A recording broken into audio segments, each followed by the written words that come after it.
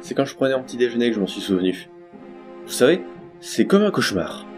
On passe plusieurs heures en sueur et dans la terreur la plus totale, et au moment de se lever, hop, plus rien. C'est la page blanche. En d'autres termes, le crime parfait.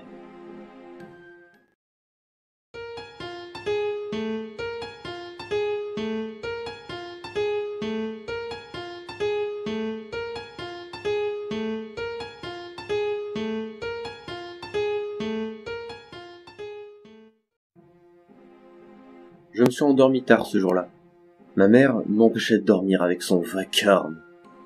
Elle passe toutes ses soirées au téléphone, à crier, c'est fatigant. J'ai fini par réussir à trouver le sommeil en regardant des vidéos sur YouTube de gaming.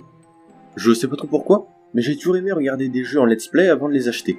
Évidemment, je les connaissais entièrement au moment de commencer, mais à chaque passage important, je me souvenais des répliques qu'avait dites mon streamer du moment. Finalement, trop d'écran m'avait calciné les yeux. J'avais l'impression que les avait fait frire. Je me mis la main sur la figure en grommelant, comme si ça allait arranger quelque chose. Une fois au lit, je regardais le plafond pendant quelques minutes avant de me retourner à droite, puis à gauche. Mais passé une heure, je ne m'étais toujours pas endormi. C'était plutôt rare d'ailleurs. D'habitude, à peine avais-je posé ma tête sur l'oreiller que je m'évanouissais dans le monde des rêves. Mais pas là. À vrai dire, ce n'étaient pas des sons qui manquent. Entre le tic-tac de la pendule, le vent qui souffle, et quelques mecs bourrés que j'entendais crier qui n'étaient pas bourrés, je me sentais un peu à l'étroit. Désireux d'en entendre plus, je tendis l'oreille. Un nouveau son me parvint. Des craquements de plancher. C'est ça, le plancher craquait, ça faisait... Cette nouvelle me fit poser quelques questions. En étant plus attentif, je pouvais aussi entendre des petits bruits, un peu réguliers. Bah, sur le moment, je me suis dit que c'était sûrement rien.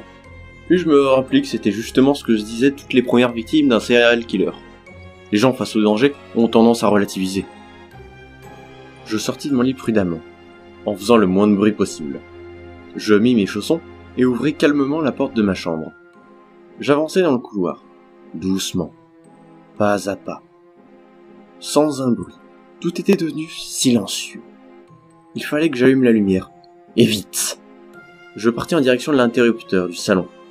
D'abord calmement, puis je sentis comme un regard sur moi, un regard dans l'ombre, de quelqu'un qui n'avait rien à faire là.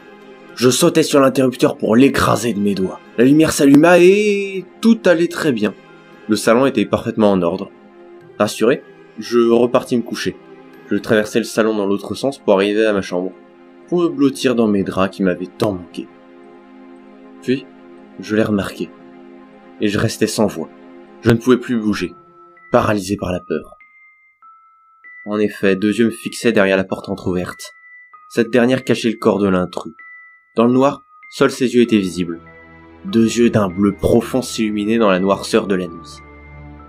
L'être s'avança calmement vers moi. Il s'assit sur mon lit, toujours me fixant de ses yeux globuleux.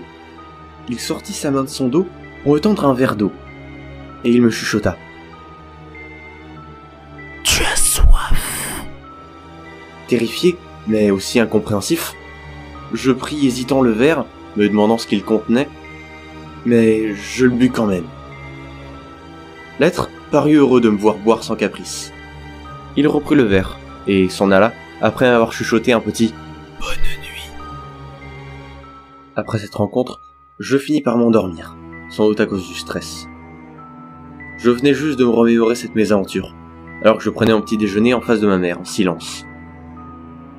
Je pris mon courage à deux mains, et je lui dis « Maman, hier soir, papa est venu me voir. »